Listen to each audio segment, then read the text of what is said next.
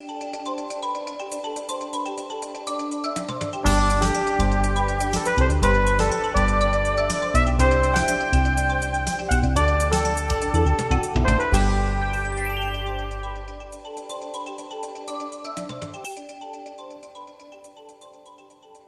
evening and welcome to Bahrain International's Daily Show. I would like to invite you all to tell us your suggestions and opinions of our show through contacting us via email or Instagram, shown on the screen. As for now, stay tuned for another interesting episode here on Bahrain Today.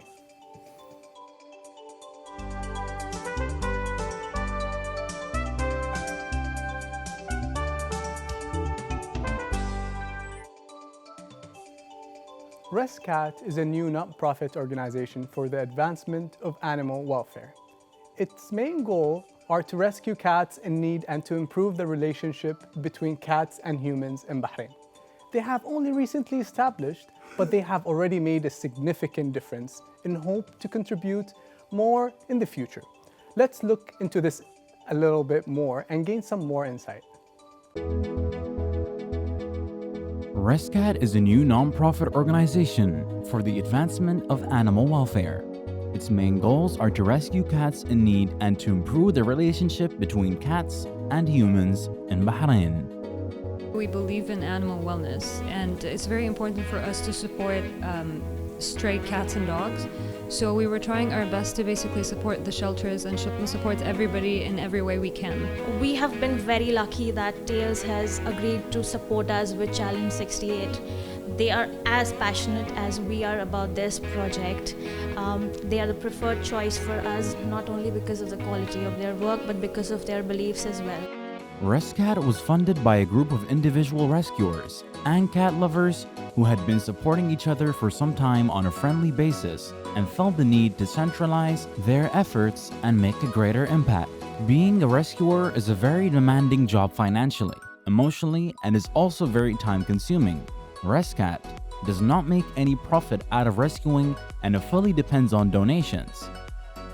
The shelters are getting overwhelmed and all the smaller charity and organizations are getting overwhelmed. So we were happy to be a part of the process and transforming cats' lives in a way and dogs' lives in a way as well. People can come to the clinic and contribute towards ResCat bills. They have had many cases that were treated here. We also welcome donations in form of food, cat litter, any other cat toys or any other cat-related item. Tails Vet Clinic is one of ResCat's partners. They are the veterinarian center of choice for the care of 68 kittens. Once ResCat spoke to us about this project, it was very clear that this hits one of our main core values. We love contributing to the community and to the rescue groups, and it's one of the main things that we do here. We believe in quality very much. So we believe in giving each pet that joins us the time to be able to enjoy kind of like a spa retreat with us, especially cats and dogs that come from like rough backgrounds, stray streets. A lot of these animals are not well taken care of, and they end up coming to us needing this help. Both ResCat and Tails Veterinarian Center were very articulate in regards to looking out for the best interest of animals in Bahrain and the encouragement of adoption. We would like to say that people stop buying animals and go and help these animals out there that need your help. We have we have the power, and we have a lot of people and a lot of pets that need home, so why not? When you see a stray cat or a stray dog in the streets, you can always do something to help, so water and food is always a good idea. Just take care of pets, they're beautiful things. They give a lot of people peace. They can help a lot of the elderly, they can help a lot of children, just give animals a lot of love. Joining us here today is Leia Portage, the board member of ResCat. Hi Leia, how are you? Hi, I'm fine. Thank you. You all right? I saw a cat with you earlier. Yeah, it just seemed like she knew that we were coming. Oh, camera shy. Yeah, so a little bit. Very cute. All right. So tell us about ResCat. So ResCat is, as you mentioned, a new non-profit organization for the advancement of cat welfare in Bahrain. So our main purpose is to help stray and abandoned cats, not only to find new homes, but also to, you know, to have a healthy relationship with inhabitants of Bahrain. Okay. We also provide help and information for cat owners, and we try as much as we can to support cat rescuers because they need as much help as Right. they can get. Have you looked into other animals other than cats, or you're only going to focus on cats? That's not fair for the other animals. Yeah, I know. I mean, I wish I could help all of them. But to be fair, before Bahrain, I didn't even have a cat. It seemed like I landed and all the orphan kittens just came to me asking for help. So, I mean, there are other charitable organizations in Bahrain that look after dogs and after other, you know, like domestic animals, and they are doing an amazing job. And you're doing an amazing job, I'm sure. We just started, but we do our best. Yeah. So, how are you planning on raising awareness on stray cats? So we are putting together an educational program, and it's meant to be our main course of action. It will have internet resources, and we will also provide courses to schools and any other associations that might be interested. And we try to get as much international help and materials as we can, because we like networking. So you keep on saying you just started. So when did you start this? Well, I mean, the board members and most of our volunteers, we've been rescuing for a long time, and we kind of like met each other at some point, but we created the organization officially a couple of months ago. Officially, all right. Yes. So can you tell us about how the whole rescue works, rescue process? Yeah, well, it depends on you know, on the cats that you find, but basically you would get the cat. The first and most important thing is to take it to the vet. Once the vet assessment is done, you most likely will have to ask for donations. That's what most of the rescuers do, because it's a lot, financially. And after that, there is the process of fostering and rehoming. Great, great. And we're aware you've launched your program Challenge 68. Can you shed some light on that? Yes, so actually Challenge 68 is the main reason why we became an organization. It seems that there is some houses in Bahrain that have an unusual population of stray cats. This is because some people just bring them in, trying to help them, but they bring too many for the space. Reproduce. Yes, exactly. And they don't spay and neuter, so they just multiply. So this is how we came to Challenge 68. It's a lady in Manama, and she's an expat, so she's going to be living most likely in a year or so. So before this happens and all these cats end up in the street, we just decided to start acting on the issue. And as I explained, we are just taking them to the vet, and then we are taking them to our adoption center. And from there, we are organizing international and national adoptions. Wow, that's great. That's great. Do you have any partners that help your organization? Yeah, that would not be possible without partners and volunteers for sure. So we have Bahrain Pop-Up Market, which you'll meet Maha. Yeah, I've met Maha. And she's with us in the next segment. Yes, yeah. we came together. Then we have obviously Tails Veterinary Center, Pet Arabia. They help with the grooming. Pet Global for the transportation of cats outside Bahrain, and the list goes on and on. We have also partners in Spain, Canada, US, UK, and Amsterdam. That's impressive. You're already international and you just recently started, huh? Yeah, but you know, we did our homework before. How involved are other organizations and businesses sharing the same intentions? We hope it's going to be growing as we work, but so far we've got a very nice response to our call of action.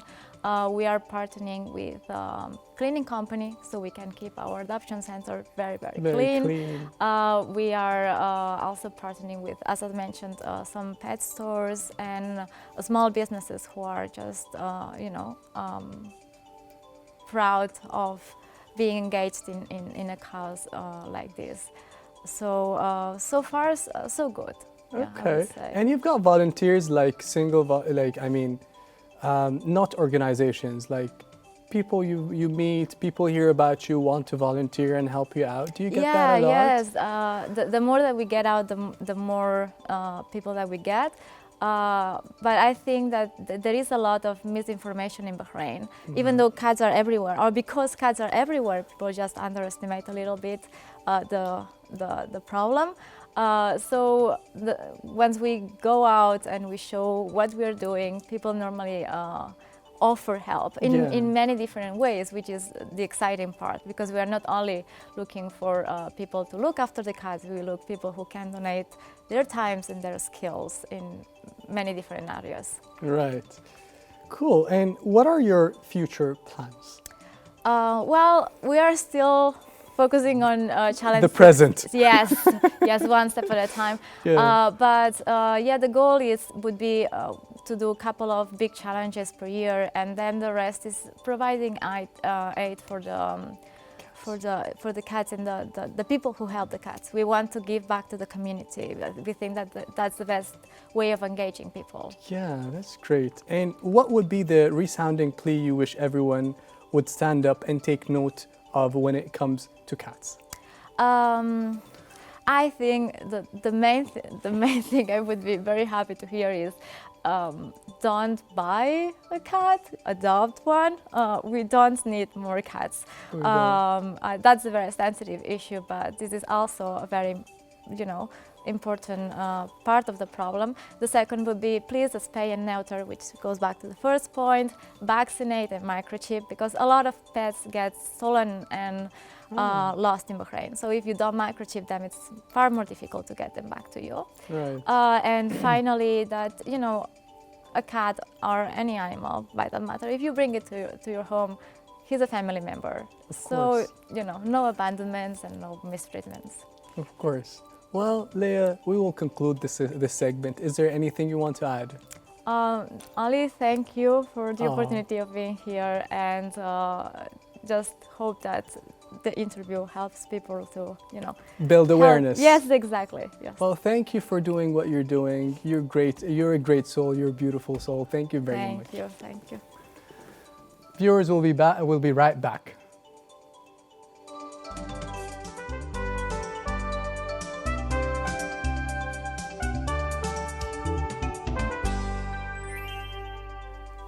The Kingdom of Bahrain is rich with youthful entrepreneurs. Bahrain Pop-Up Market is an example of this.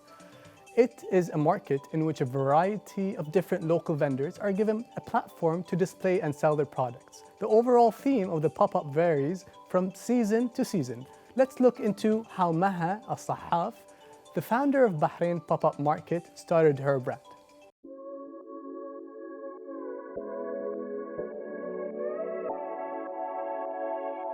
Bahrain Pop-Up Market, a pop-up market designed to empower and encourage local businesses to thrive, held its 11th edition of the pop-up at the courtyard on the 8th and 9th of November.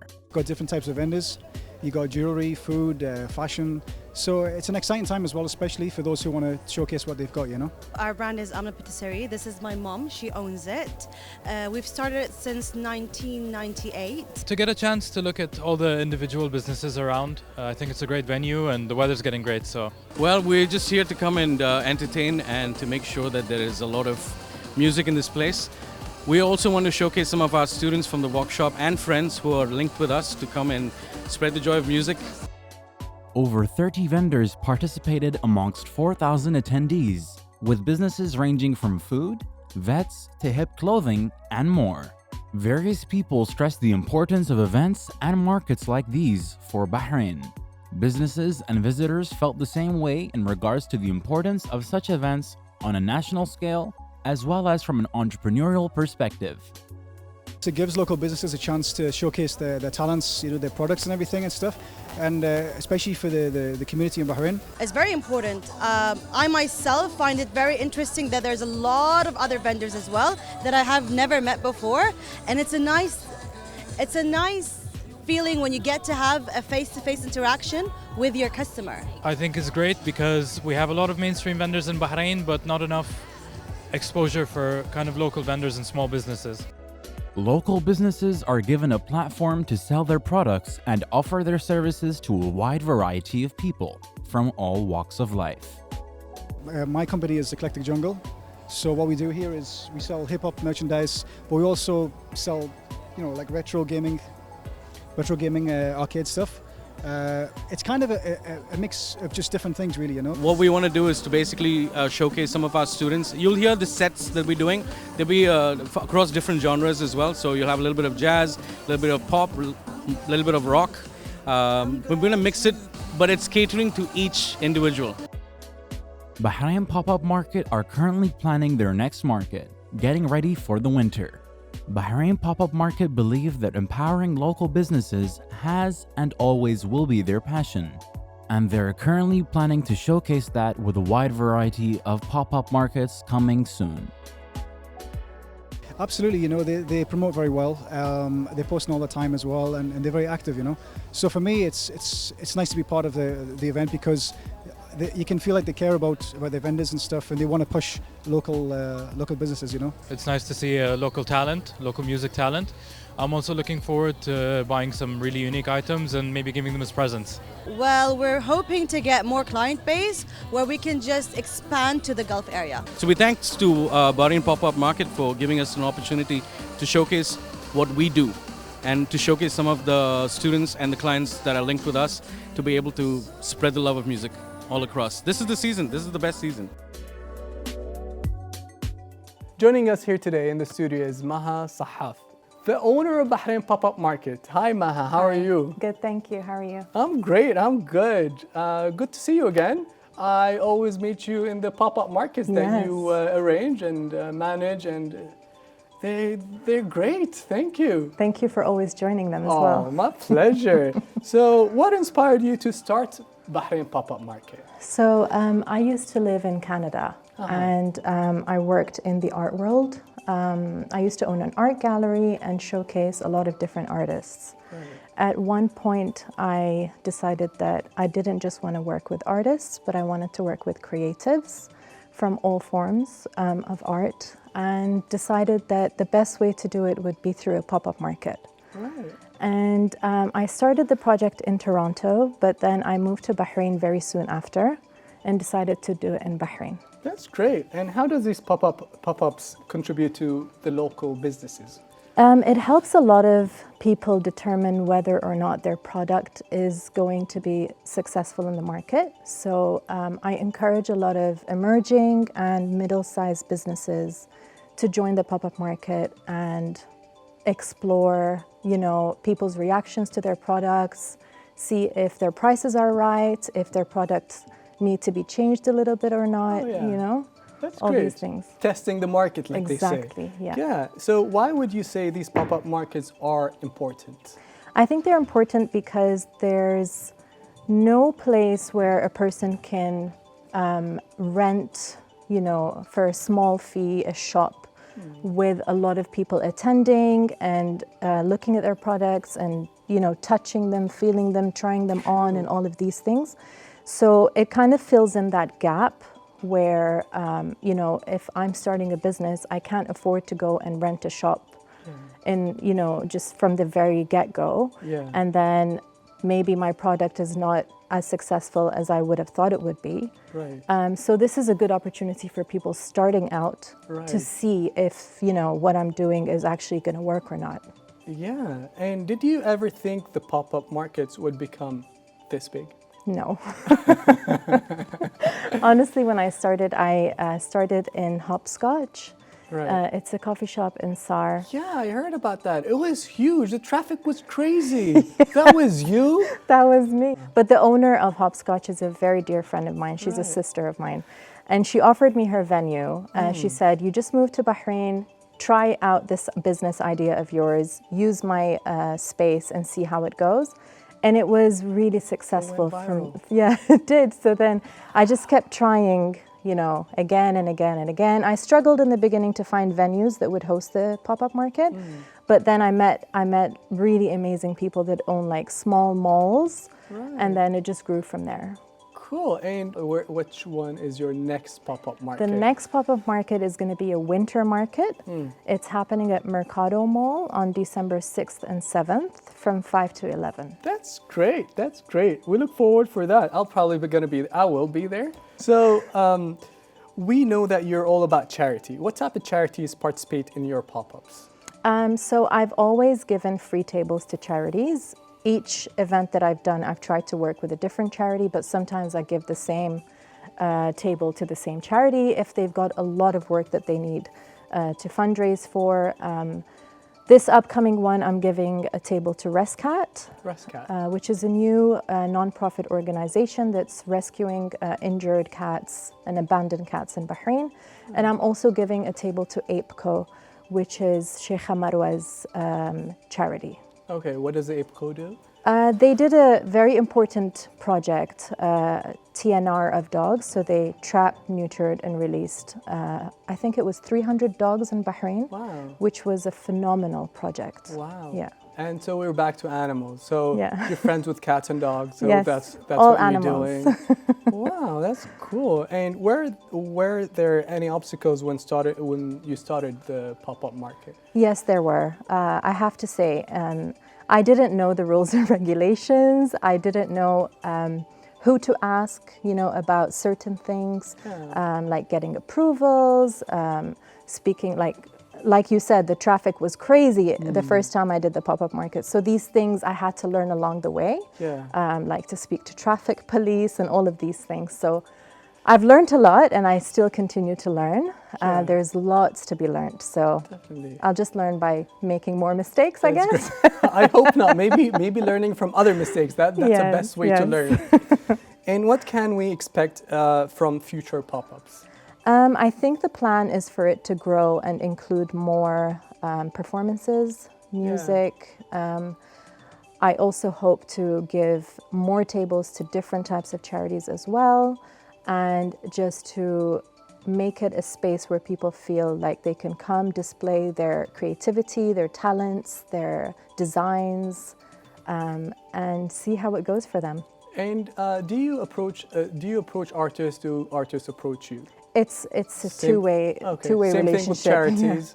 Yes. So I reach out to charities that I think, you know, that I'm interested in, but I also get approached by charities. Well, that's it for today.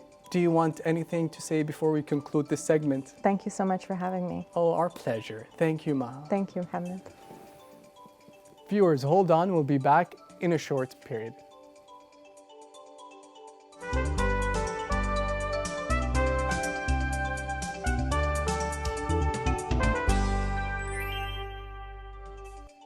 The Bahrain Marathon Relay began 38 years ago as a fun run.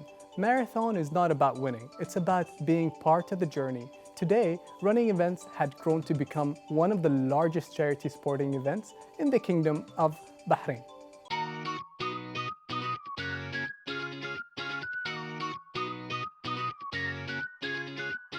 On the 15th of November, Bahrain Marathon Relay, which is also known as BMR, organized a charity racing event in Bahrain International Circuit. Bahrain Marathon Relay is a non-profit organization that serves the community by providing an annual, quality marathon that raises money to benefit local charities, while also promoting healthy lifestyles, fitness, and overall quality of life. We have got four teams. With kids and all children. We are very, very proud to be in this event for Bahrain. This is a very famous event, and we are very satisfied to be participate with Bahrain and all the team and all the school in this event. Thank you so much. Today I'm participating for marathon. We are having a big race in Bahrain. It's happening once in a year. and it's a charity organization. So whatever fund will be released, this will be utilized for the charity. So we are very excited. It will be nice weather. And performing on the weather. Nice weather, and we are performing as a group of team.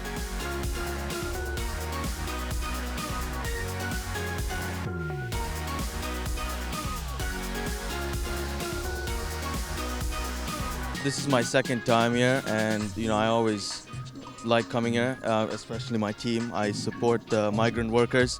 We have a great cause, and above all, we just want to have fun, and I like the vibe here, so I'm really enjoying it.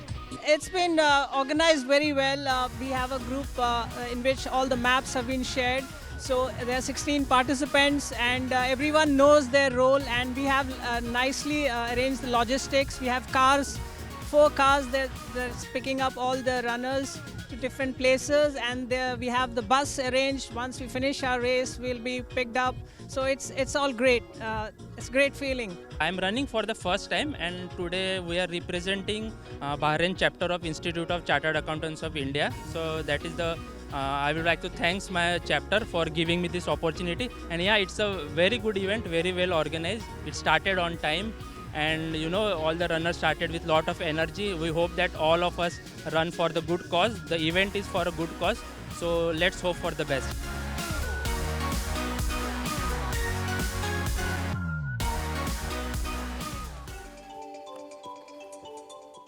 With us in the studio, Mr. Badr Slail and Mr. Niraj Karani, members of the Bahrain Marathon Relay Committee. Gentlemen, how's it going? Very good, very good. All right, so can you tell us about the beginning of the Bahrain Marathon Relay journey? How did it all start? So Bahrain Marathon Relay is an event that's been going on in Bahrain for about the past 39 years now. 39? Yeah. You're not 30, you're younger than that, no? I'm much younger. All right. So initially it was organized by the British Club of Bahrain. Okay. And then it was taken over by the Hash House Harriers and eventually the Bahrain Roundtable. And in about 2017, they handed it over to us to organize the event via Rotract, which is a club that we're a part of. What's it called again? Rotract. Rotract. So through that, we were able to get the organization aspect of it. Great. Did anything change for the last 2 years? Because 2017 to 19, did you change anything? So because we're new at it, we've tried to keep it as similar as possible as to the previous events, so that it's just easier for us at the moment. All right, Mr. Badr, the event was last Friday, wasn't it? Yes, yes. How did it go? It went really well, and we received really great feedback from everybody. To be honest, everybody enjoyed themselves. It's always an event that, if you've ever ran in it, I know that, various companies in Bahrain always, wait for this event. It's a great event, and to get together. Get together, and the team spirit, and, people just enjoy themselves in the day. It went really, I think it went really great. Yeah, it did, huh? And which year was it when it was a bit too hot and we started complaining? I run every year. I didn't come this year, though. We were involved with it maybe for the past 2 years. So last year it was pretty warm. There's so many moving parts in the event, so many people get together to make this event happen, and we need to set a date earlier, and it's very difficult to predict, what's going to happen on the day. Last year it rained early in the morning and we were getting calls from people, is the event still on, what's happening? Rain is beautiful while you're raining. Yeah, exactly. So it's, but all in all, I think, we're going to keep on improving it year on year and hopefully have it, placed in a better time of the year when, we know everybody can enjoy themselves, run in a good weather and make their best times. Oh, I'll try. Can you tell us about the race route, the details, and how you distribute the stages and where? Okay, so how it happens is usually, obviously we need to have 16 runners in a team. Yes. Ideally that would be, this year's race route was around between 47 and 48 kilometers. And we try to pace it out around between 2.4, 2.6 to 3.1, 3.2 kilometers. That's our ideal place. But it's, as I said, because the route is spread outside of the BIC, Bahrain International Circuit, it's very difficult to place the stages in the Yeah. right place for you to fit these distances in. Yes, I understand. And this year the race started as usual in the Bahrain International Circuit, and it went out going out on the highway and entered through University of Bahrain to avoid the bridge that previous years we used to run under for safety reasons. Right. And went out on the highway going across as a log highway across the Monument Roundabout and across Awali, turning into Royal Golf Club near Rafah Views, and going all the way to Banagas and then coming back on the same route back to the finish line at Bahrain International Circuit. That's great. That's great. And what is the number of the participation of the teams and members? So this year we had about 180 teams. 180. Yeah, and a total of about 3,000 runners. Oof. And along with that, another 250 to 300 support staff in terms of the medical ambulances, our volunteers, and BIC volunteers. Wow. So yeah, Impressive. it's a massive Definitely event. 3,000, dude. Yeah. And how do you advertise for the event? So advertisements is usually through the traditional sources. We have our website, we have ads in the newspapers, social media.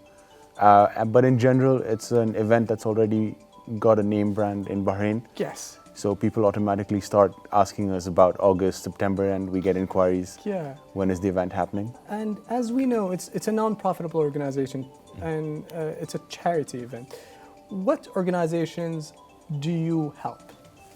So it's like the Bahrain Marathon Relay historically has always given it out to various organizations and societies that deal with different causes, like Down syndrome, like autism, like blind and deaf societies, and different community service organizations. So I mean that we spread it across various organizations and societies, and we execute community service projects as well from our end after the event. So that's how the funds are deployed, really. Amazing. That's interesting. And as individuals, where can we register to take part in the race? So we have a website, BahrainMarathonRelay.org. Uh-huh. However, it is a team event, so for individuals to register as single runners is quite difficult. Yeah. But that is something we're working on in the future, where we can link people up who are interested but don't have a team, so Right. they can combine and But participate. it's so hard to get 16 people to get there. It's not easy. We actually had a few inquiries from various people who, groups of 2, groups of 3, single people that wanted to run. So I think, because it's never been advertised as an individual runner sort of thing, and there's never been a setup to have that in place, I think, in the future we're gonna, roll out the registration. We're gonna make it clear for individual runners. We can't guarantee, but we're gonna have like a setup probably on the website that people can put down their interest, their average times maybe, so they can, basically, and then compile them together and tell them we have a team ready for you guys, and we can put them in touch with each other.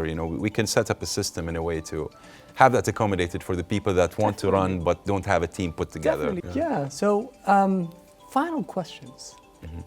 Final question. What are your future plans like? Anything is coming up?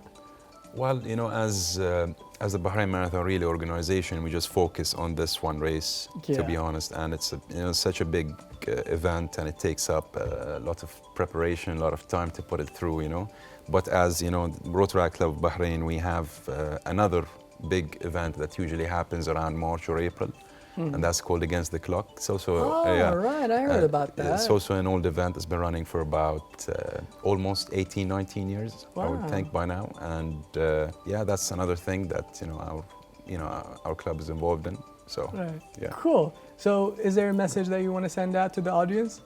We want to thank everybody that shows up on the day and runs, and I want to thank all the sponsors. Meme, Gulf International Bank, Delmonia, Nestle, Titan, Haribo, all the ministries involved, Ministry of Youth and Sports, Ministry of Interior for allowing us to use the public roads, and Ministry Directorate of Traffic, and obviously supporters from the Rotary Club of Bahrain and Bahrain International Circuit. I mean, there's so many different partners and so many different collaborations that come together.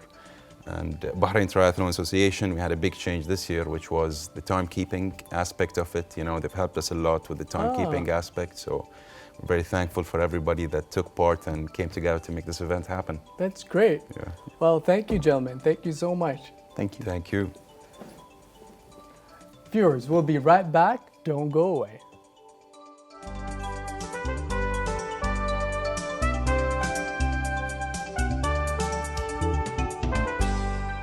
Viewers, that was all that we had for you today. I would like to thank all of our guests for joining us here in the studio. If you would like to be with us on the show or have any suggestions or questions for us, then contact us on our accounts shown on the screen. Goodbye and God bless.